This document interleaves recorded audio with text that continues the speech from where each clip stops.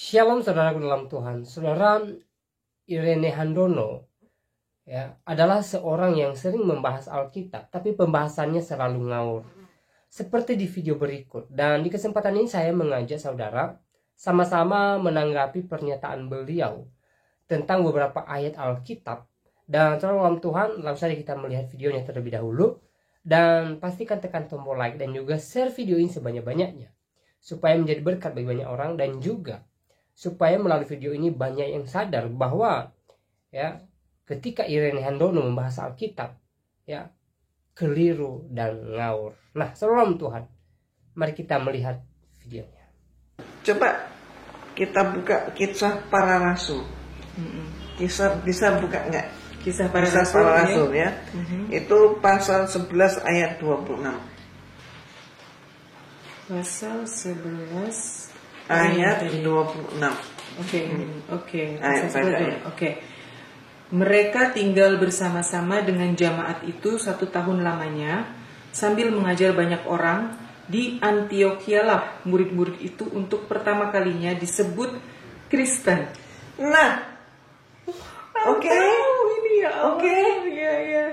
Kisah Para Rasul. Jadi untuk pertama kalinya ini mereka disebut Kristen ini di Antiochia. Di Antiochia. Terus tahun berapa itu? Perkiraan saja gereja menyatakan antara tahun 40 sampai dengan tahun 60. Jadi peristiwa ini dilatar belakangi apa?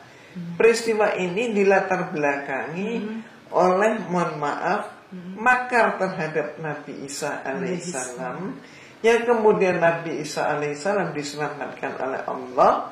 Dan Nabi Isa alaihissalam di dalam pelajaran kepada murid-muridnya menekankan bahwa kamu hanya untuk kalangan domba yang sesat dari Bani Israel.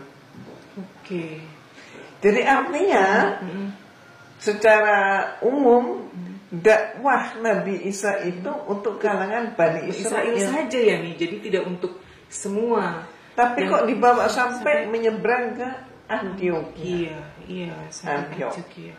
Nah, dan inilah suatu peristiwa yang menunjukkan bahwa ketika Nabi Isa alaihissalam sudah diselamatkan oleh Allah, dengan tidak adanya Nabi Isa di masyarakat, ya, Kristen kemudian membuat cerita seolah Nabi Isa itu mati di kayu salib dan kemudian bangkit, begitu.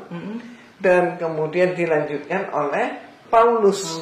Paulus inilah yang mengklaim dirinya sebagai penerus Nabi Isa alaihissalam, padahal dia yang banyak mengubah ajaran Nabi Isa.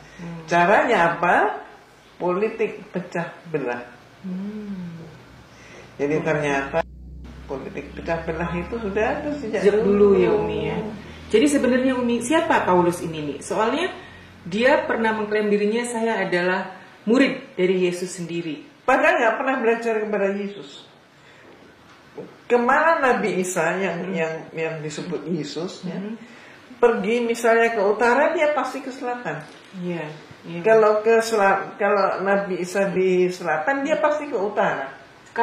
Baik, saudara Tuhan, cuplikan videonya kita sudah simak apa yang disampaikan oleh Irene Handono di video tadi. Saudara, kalau saudara jeli mendengarkan apa yang dia sampaikan di video tadi, sebenarnya sangat rancung, sangat ngambang, dan tidak jelas dalam Tuhan ya.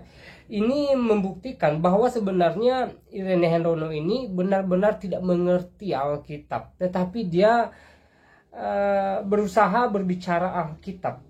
Tujuannya apa? Ya pastinya untuk memutarbalikkan fakta kebenaran Alkitab. Dan saudara Tuhan ya, seperti apa tanggapan saudara terhadap pernyataan beliau tentang beberapa ayat Alkitab di video tadi?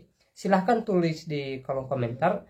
Tuliskan komentar yang baik, yang positif, terutama yang memuliakan Tuhan dan juga yang menjadi berkat bagi banyak orang. Dan saudara dalam Tuhan, sekali lagi, kalau saudara benar-benar jeli memahami apa yang dia sampaikan di cuplikan video tadi, sebenarnya pembahasannya tidak jelas dalam Tuhan. Dia berkata bahwa latar belakang orang Kristen itu disebut sebagai Kristen karena makam Yesus katanya.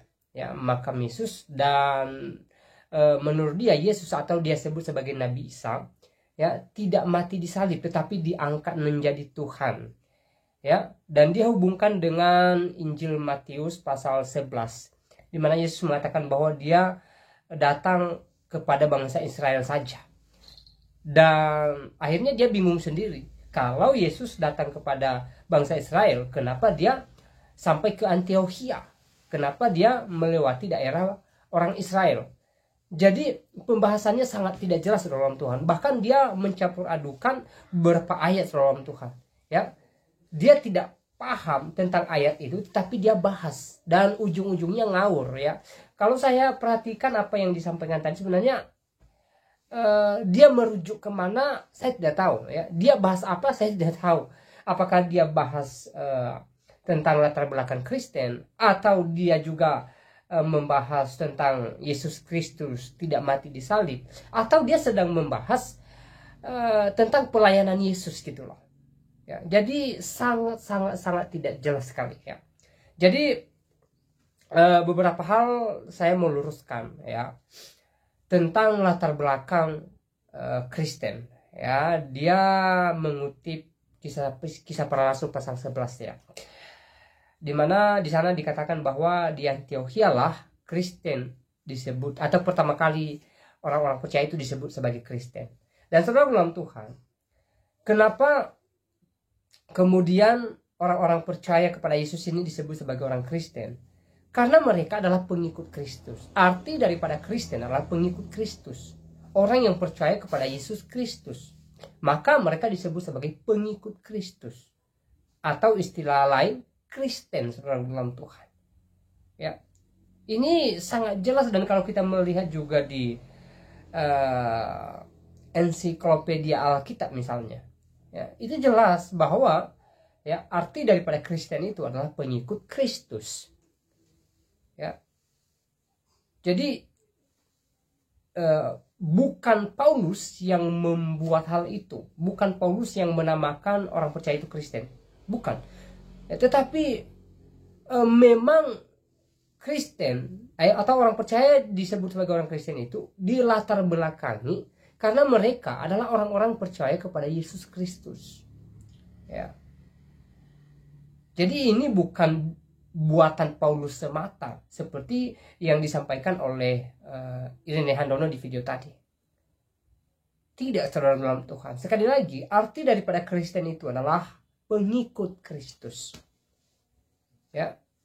Jadi jelas, semua pengikut Kristus, semua orang yang percaya kepada Yesus, bahwa Yesus adalah Tuhan dan Juru Selamat, maka dia disebut sebagai seorang Kristen.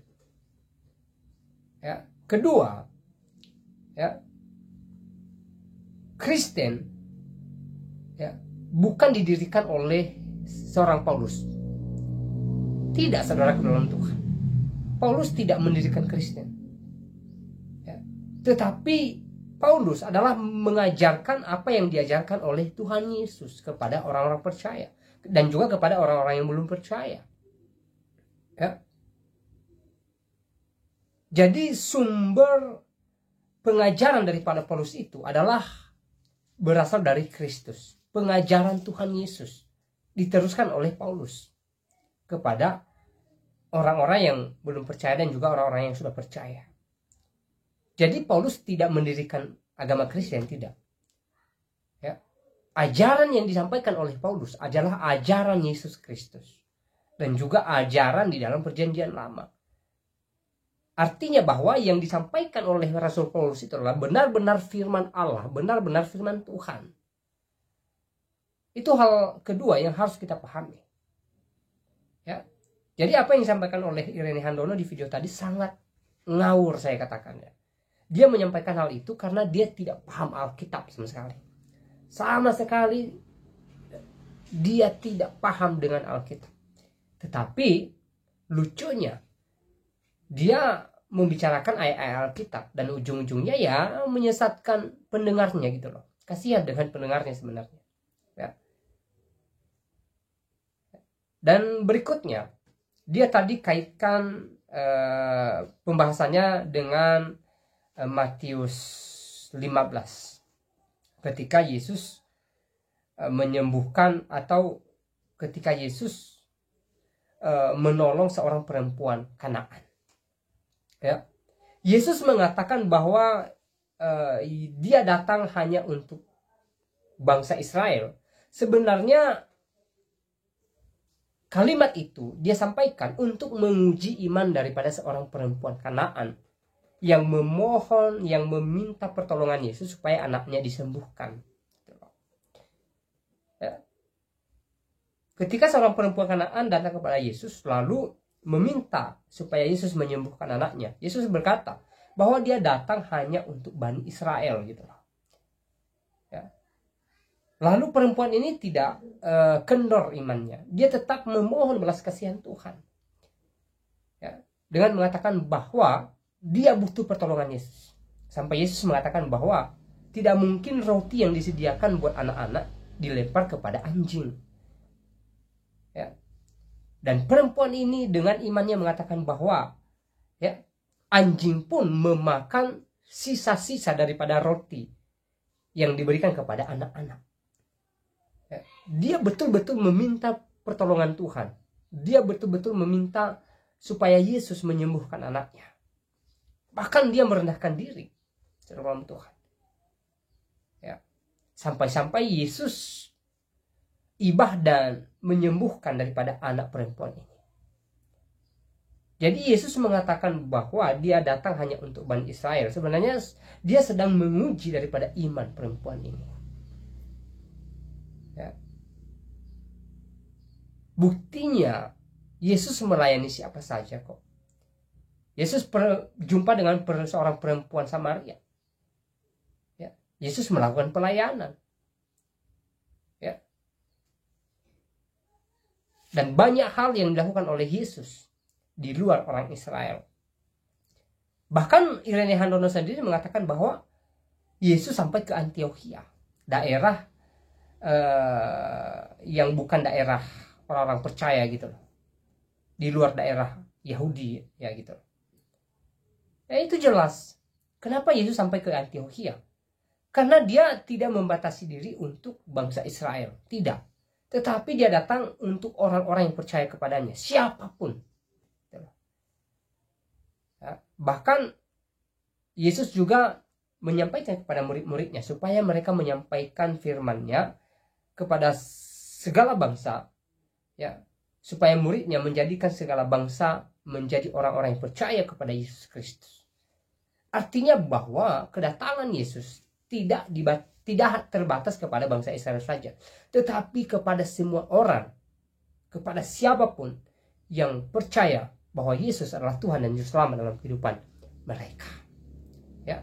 Nah, saudara dalam Tuhan, semoga penjelasan singkat ini memberkati kita, dan selebihnya silahkan tulis tanggapan saudara di kolom komentar.